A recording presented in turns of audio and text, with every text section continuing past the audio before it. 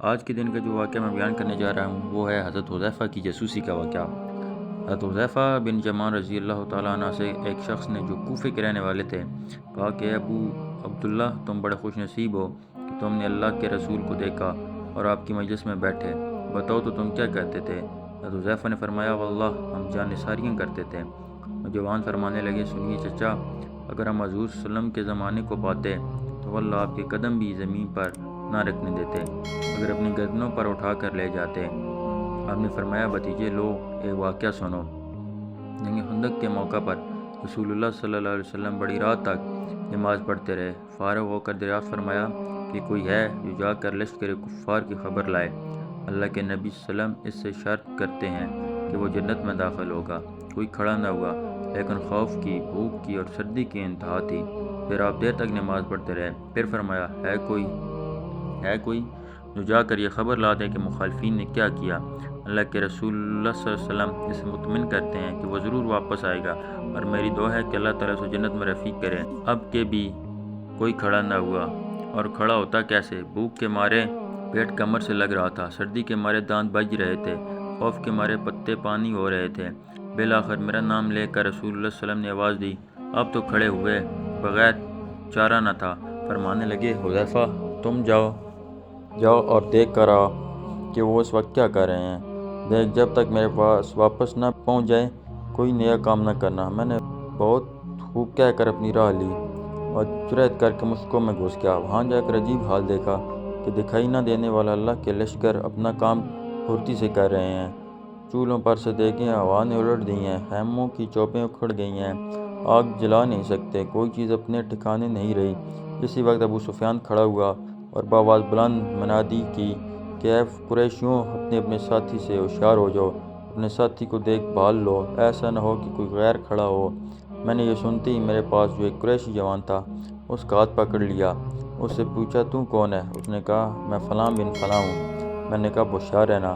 پھر ابو سفیان نے کہا قریشیوں، اللہ گواہ ہے ہم اس وقت کسی ٹھہرنے کی جگہ پر نہیں ہیں، ہمارے مویشی ہمارے اونٹ ہلاک ہو رہے ہیں۔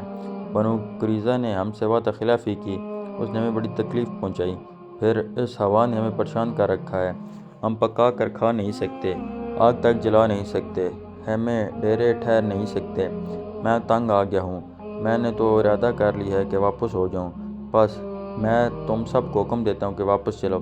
اتنا کہتے ہی اپنے اونٹ پر جو زانوں بندھا ہوا بیٹھا تھا چڑھ گیا اور اسے مارا وہ 3 پاؤں سے ہی کھڑا ہو گیا۔ پھر اس کا پاؤں کھولا۔ اس وقت ایسا اچھا موقع تھا، اگر میں چاہتا ایک تیر میں ہی ابو سفیان کا کام تمام کر دیتا، لیکن رسول اللہ صلی اللہ علیہ وسلم نے مجھ سے فرما دیا تھا کہ کوئی نیا کام نہ کرنا، اس لیے میں نے اپنے دل کو روک لیا۔ اب میں واپس لوٹا اور اپنے لشکر میں آ گیا۔ جب میں پہنچا ہوں تو میں نے دیکھا رسول اللہ صلی اللہ علیہ وسلم ایک چادر کو لپیٹے ہوئے جو آپ کی کسی بیوی صاحبہ کی تھی، نماز میں مشغول ہیں۔ آپ نے مجھے دیکھ کر اپنے دونوں پیروں کے درمیان بٹھا لیا اور چادر مجھے بھی اڑا دی، پھر رکوع سجدہ کیا اور میں وہی چادر میں اوڑھے بیٹھا رہا۔ جب آپ فارغ ہوئے تو میں نے سارا واقعہ بیان کیا۔ قریشیوں کے واپس لوٹ جانے کی خبر جب قبیلہ غطفان کو پہنچی تو انہوں نے بھی سامان باندھا اور واپس لوٹ گئے، اور روایات میں ہے کہ حضرت حذیفہ فرماتے ہیں کہ جب میں چلا تو باوجود کڑاکے کی سخت سردی کے قسم اللہ کی مجھے یہ معلوم ہوتا تھا کہ گویا میں کسی گرم حمام میں ہوں۔ اس میں یہ بھی ہے کہ جب میں لشکر کفار میں پہنچا ہوں اس وقت ابو سفیان آگ سلگائے ہوئے تاپ رہا تھا۔ میں نے اسے دیکھ کر پہچان کر اپنا کمان چڑھا لیا اور چاہتا ہی تھا کہ چلا دوں، اور وہ بالکل زد میں تھا، ناممکن تھا کہ میرا نشانہ خالی جائے، لیکن مجھے رسول صلی اللہ علیہ وسلم کا یہ فرمان یاد آ گیا کہ کوئی ایسی حرکت نہ کرنا کہ وہ چوکنے ہو کر بھڑک جائیں۔ میں نے اپنا ارادہ ترک کر دیا۔ جب میں واپس آیا اس وقت بھی مجھے کوئی سردی محسوس نہ ہوئی، بلکہ یہ معلوم ہو رہا تھا کہ گویا میں حمام میں چل رہا ہوں۔ ہاں جب حضور صلی اللہ علیہ وسلم کے پاس پہنچ گیا بڑے زور کی سردی لگنے لگی اور میں نے کپکپانے لگا تو حضور صلی اللہ علیہ وسلم نے اپنی چادر مجھ کو اڑا دی۔ میں جو اوڑھ کر لیٹا تو مجھے نیند آ گئی اور صبح تک پڑا سوتا رہا۔ مجھے خود رسول اللہ صلی اللہ علیہ وسلم نے مجھے یہ کہہ کر جگایا، اے سونے والے بیدار ہو جا۔ روایات میں ہے کہ جب اس تابعی نے کہا کہ کاش کہ ہم رسول صلی اللہ علیہ وسلم کو دیکھتے اور آپ کے زمانے کو پاتے، تو حذیفہ نے کہا کاش کہ تم جیسا ایمان ہمیں نصیب ہوتا کہ باوجود نہ دیکھنے کے پورا